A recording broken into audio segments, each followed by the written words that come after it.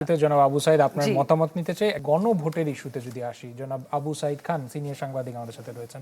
গণভোটের পক্ষে হা যাবে বা না ভোটের পক্ষে যাবে, রাজনৈতিক দলগুলো একে একে দেখছি যে তারা তাদের অবস্থান পরিষ্কার করে বলার চেষ্টা করছে। এমনকি অন্তর্বর্তী সরকার তারাও হা ভোটের পক্ষে প্রচারণা চালাচ্ছে। এটা নিয়ে আবার সমালোচনা রয়েছে যে অন্তর্বর্তী সরকারের দায়িত্বে থাকা অবস্থায় তারা কোনো পক্ষের হয়ে প্রচারণা করতে পারেন কিনা, কি বলবেন? আচ্ছা, গণভোট তো একটা রাজনৈতিক ইস্যু এবং সেই রাজনীতির সাথে অন্তর্বর্তী সরকার জড়াতে পারে কিনা, হ্যাঁ, তাদের তত্ত্বাবধানে আলোচনা হয়েছে এবং রাজনৈতিক দলগুলো একটা সিদ্ধান্ত গ্রহণ করেছে, এটা ঠিক।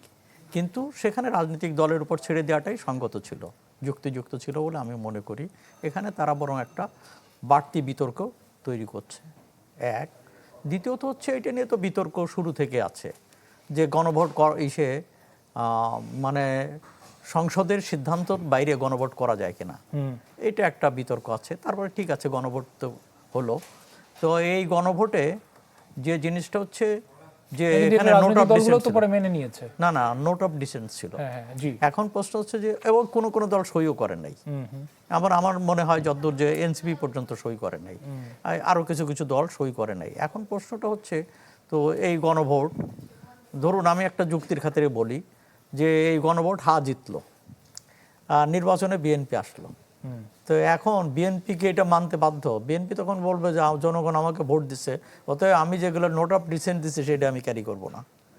তো তখন কি হবে? একটা স্থায়ী বিতর্ক এবং 5 বছর ধরে বিতর্ক চলতে থাকবে। এরকম বিভিন্ন ইস্যুতে এটা গণভোটের ব্যাপারটা একটা ফয়সালা করা উচিত ছিল। আর একটা হচ্ছে যে জনগণও বুঝতে পারছেন যে এটা কি করবে, যে একবার হা বললে সব হা হয়ে যাবে, কিংবা না হলে সব ব্যাপারে না হয়ে যাবে। তো জনগণের তো ভিন্ন মত থাকতে পারতো। একটা জটিল প্রক্রিয়ার মধ্যে চলে গেছে। যেমন ব্যক্তিগতভাবে আমি এই গণভোটের যে মূল যে মর্মবাণী সেটাকে আমি ধারণ করি, বিশ্বাস করি, কিন্তু আমি মানতে পারি না যে এই গণভোটের জন্য যে প্রক্রিয়া এটাকে করা হচ্ছে এই প্রক্রিয়া এটা ফল বয়ে আনবে বলে আমার মনে হয় না। তো এই ক্ষেত্রে আরও ট্রান্সপারেন্ট হওয়া উচিত ছিল, আরও স্বচ্ছ হওয়া উচিত ছিল এবং বিষয়টাকে আরও মানে এই প্রশ্নগুলোকে আরও সহজতর প্রশ্ন করা উচিত ছিল। একটা বিরাট ফর্দ, সেটাকে সবাই পড়ে এটা হা না করতে পারবেন। গণভোটগুলো স্পেসিফিক, আমরা অতীতে যেটা দেখেছি, যেমন আমাদের এখানে হয়েছে এই সরকারকে চান কিনা, কিংবা রাষ্ট্রপতি হিসাবে দায়িত্ব পালন করে যেতে পারবে কিনা, মানুষ বুঝতে পারছে যে হ্যাঁ পারবে কি পারবে না। আর এবার কি করতে হবে এবং কি বলা হচ্ছে যে আপনি সংস্কার চান কিনা। সংস্কার তো সমগ্র জাতি চায়, কিন্তু কোন ক্ষেত্রে কিভাবে কোন পদ্ধতিতে হবে সেটা হচ্ছে গুরুত্বপূর্ণ, সেইটা এখানে নেই। তো সবাই সংস্কারের পক্ষে রয়ে গেছে। তাহলে সবাই যেহেতু সংস্কার নিয়ে কারো ভিন্ন মত নেই, তো তাহলে তো এখানে এই জায়গাটাই গণভোটটা হতে পারত, যে ঠিক আছে সংস্কারের ব্যাপারটা এটা অনেক সময় যে গণপরিষদের সাথে সম্পৃক্ত, অতএব একটা গণভোট হতে পারে যে আপনি চান কিনা। কিন্তু তা না হয়ে যে জটিল প্রক্রিয়া চলে গেছে, তো আমার কাছে মনে হয় এটা একটা স্থায়ী বিতর্ক এবং এই বিতর্ক চলমান থাকবে, 5 বছর ধরে চলমান থাকবে। এবং এই বিতর্ক আরেকটা হলো রাজনৈতিক দল এখন যদি এই বর্তমান সরকার, অন্তর্বর্তী সরকার যদি মনে করে যে সবকিছু ঠিক করে দেওয়ার দায়িত্ব আমার, অতএব কিন্তু এটা সম্ভব না। রাজনৈতিক দলের প্রতি কনফিডেন্স থাকতে হবে, কেন দেশ তো আফটার অল পরিচালনা করবে রাজনৈতিক নেতৃত্ব, তারাই তো দেশ চালাবে, অতএব তাদের প্রতি কনফিডেন্স থাকা দরকার। এবং সেই কনফিডেন্সটা আমরা এই ক্ষেত্রে অনেক ক্ষেত্রে দেখতে পাচ্ছি না, পোর্ট দিয়ে দিচ্ছে।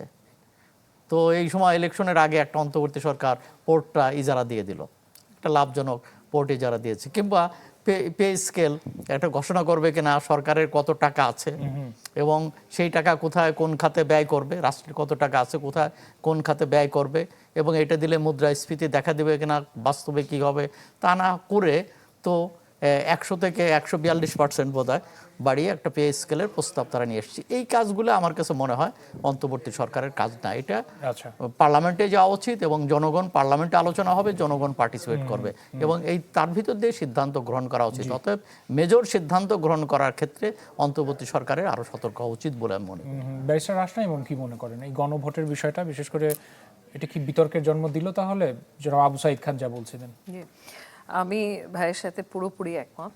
প্রথমত হয়েছে যে প্রক্রিয়াটা অত্যন্ত প্রশ্নবিদ্ধ। আচ্ছা। কারণ নর্মাল কোর্সে আমরা যেটা, আমি তো কনস্টিটিউশন ল প্র্যাকটিস করছি প্রায় 20-22 বছর হয়ে গেছে, তো প্রক্রিয়াটা নর্মালি হয় একটা কনস্টিটিউশনাল অ্যামেন্ডমেন্ট হয়, সংবিধানকে সংশোধন করা হয়, তারপরে গণভোটে যায়। এখানে তো সেটা হয়নি। এটা গেল প্রথম প্রশ্ন, যেটা প্রথম থেকে আমি করে এসেছি। দ্বিতীয়ত হচ্ছে যে যেই সিদ্ধান্তগুলোর উপরে গণভোটটা নেওয়া হবে, সেই সিদ্ধান্তগুলো কিন্তু সহজ হ্যাঁ বা না ভোটের বিষয় না, ওখানে আরো সেগুলো কয়েকটা কিন্তু পয়েন্টও আছে। প্রথমত তো অনেকগুলো পয়েন্ট আছে, এবং দ্বিতীয়ত প্রত্যেকটাই বেশ কমপ্লিকেটেড। সো তার মানে আমি জনগণের আন্ডারস্ট্যান্ডিং, যে তারা আদৌ বুঝতে পারছে কি না যে হ্যাঁ না না ভোট কি ব্যাপারে দিচ্ছে, সেটা কিভাবে নিশ্চিত করব।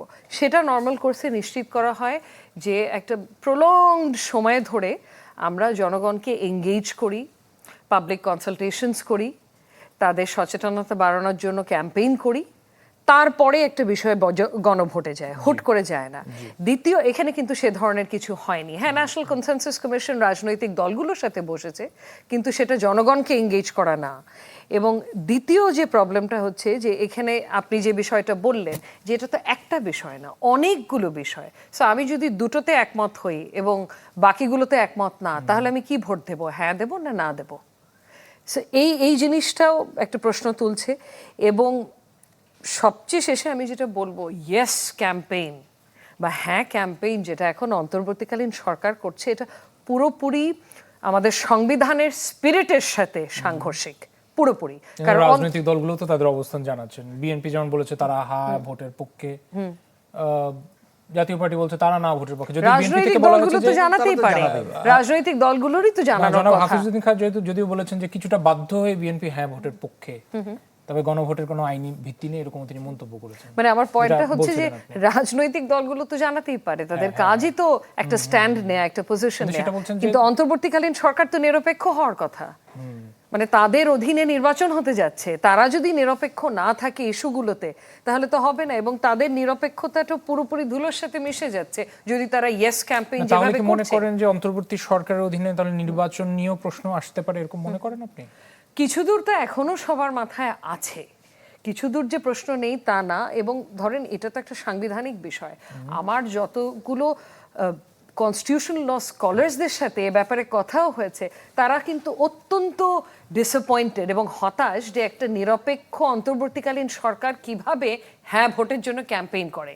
এখন সমস্যাটা হচ্ছে এই পয়েন্টটা যদি আমি তুলে ধরি, সাথে সাথে আমাকে ট্যাগ করবে যে ও আমি সংস্কার বিরোধী বলে হইচই করা শুরু করবে। কিন্তু কথাটা কিন্তু সেটা না, ওনারা কোনো স্ট্যান্ড নিতে পারে না। ওনারা যে কাজটা করতে পারতো সেটা হচ্ছে ওনারা সচেতনতা বাড়াতে পারতো ইস্যুগুলো নিয়ে, যে এখানে এই 4টা বিষয় আপনারা সিদ্ধান্ত নেবেন, এই বিষয়ের অর্থ এটা, এটা নিয়ে আমরা আলোচনা করি বিস্তারিতভাবে, এটার অর্থ এটা, একটা ক্যাম্পেইন করতে পারতেন। কিন্তু সিদ্ধান্তটা কি হওয়া উচিত সেটা তো জনগণকে ওনারা বলে দিতে পারেন না। এটা তো জনগণ এক্সারসাইজ করবে, এটা তো তাদের ভোটাধিকার, মানে তাদের decision, prerogative is with the people of Bangladesh. ওরা হ্যাঁ না না বলবে, এবং রাজনৈতিক দলগুলো তাদের অবস্থানটা ক্লিয়ার করবে যে না ওনারা হ্যাঁ এর জন্য ক্যাম্পেইন করবে বা না এর জন্য। নিরপেক্ষ অন্তর্বর্তীকালীন সরকার এটা কোনোভাবে করতে পারে না। এটা আমাদের সংবিধানের স্পিরিটের সাথে পুরোপুরি সাংঘর্ষিক।